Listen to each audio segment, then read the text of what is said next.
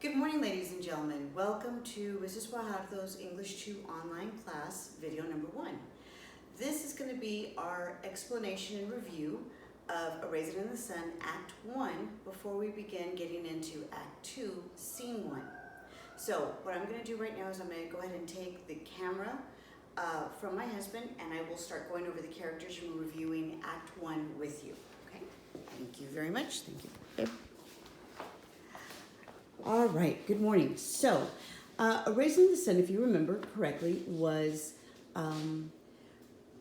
set in 1950, around 1950 in Chicago, and it was written by Lorraine Hansberry. One of our main characters was Lena Younger. We also refer to her as Mama.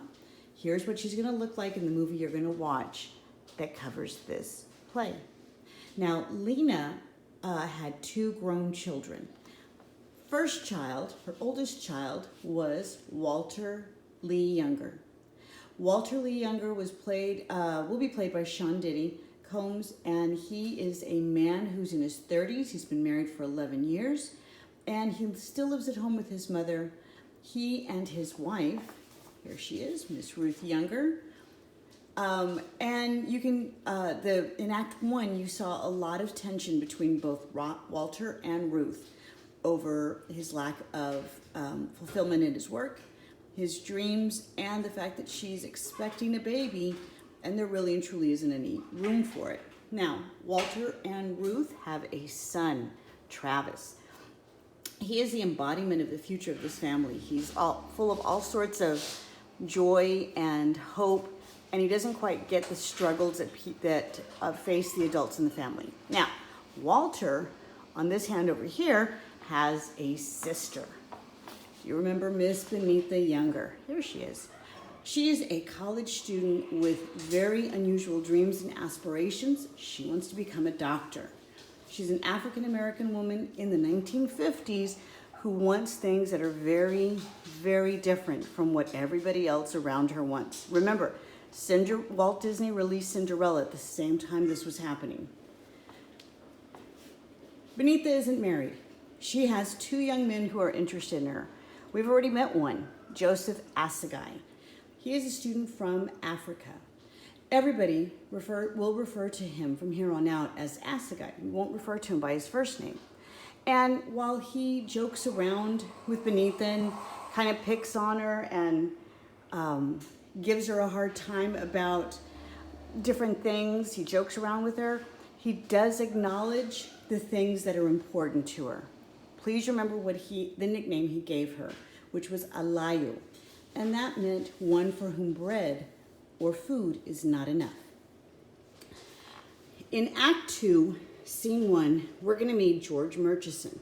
We've heard a lot about him already. He is from the neighborhood, but he is not from the hood. He and his family are incredibly wealthy. You're going to really be able to pick up on that in the way he talks to people, specifically the way he talks to Walter. So keep an eye out for that. Now, part of the things that you will have online as work for Act 2, Scene 1, are the chart. I've changed the chart up a little bit from what we did with Act 1. If you can see here, this is a color version of the chart that you'll see online. And the characters have the pictures that will match the movie we're going to see. I also changed the headings of the 2 columns. The first column will be dreams and goals. What is it that each character has as a dream, as a goal? What are they working for? What's important to them? And then the last column is going to be set aside for conflicts and complications. What are the biggest conflicts and complications to the dreams and the goals that they have? Please note on the back, on page 2 at the very bottom, under Benita Younger, we have George Murchison. Now, he doesn't have his own picture. That's done on purpose. That's not a coincidence. But he is attached to Benita. I want you to tell me what his dreams and goals are here, and what are his conflicts and complications. What stands in the way of George Murchison, dun, dun, dun, dun, dun, over here, getting what he wants and desires. Now, if you have any questions whatsoever about A Raisin in the Sun, I will be available online from 9 to 9:30, from 12:30 to 1, and from 3:30 to 4 o'clock to answer any questions you may have. Please make sure that you guys have a good day. Ask questions if you have an opportunity to ask questions or if you need to.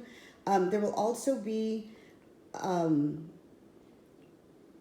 assignments online or tabs online that you can listen to for the whole play and the questions that you need to turn in. If you need them read to you, those options will be available online as well. Thank you and have a good day, guys.